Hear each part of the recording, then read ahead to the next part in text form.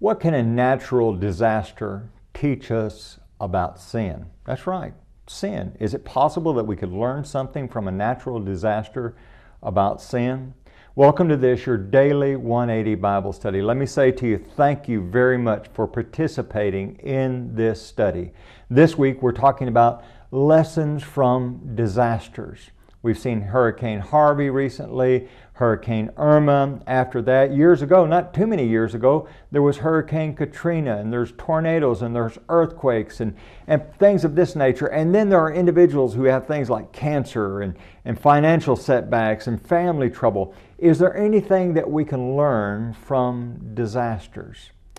Well, really, all these disasters can serve as a metaphor for what happens when sin enters the picture. The reality is we're living in a sin-tainted world. The world was radically changed when sin entered the world. In the Garden of Eden, it was a perfect environment, a perfect paradise, and there were no hurricanes, there were no tornadoes.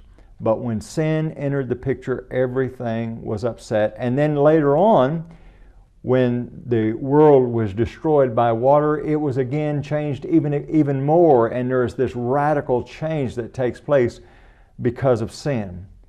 But my concern is not about the way it's affected the earth, but the way it affects mankind. Romans chapter 6 and verse number 23 says, "For the wages of sin is death."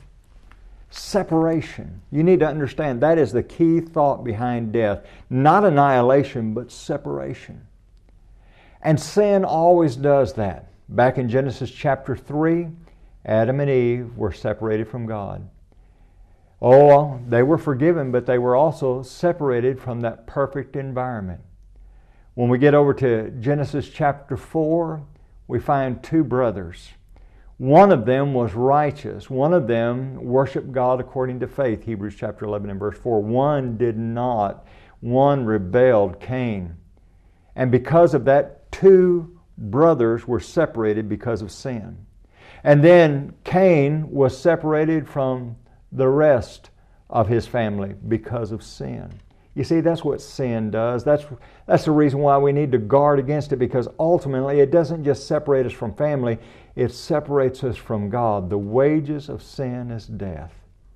We need to realize how serious that is. Join us again tomorrow.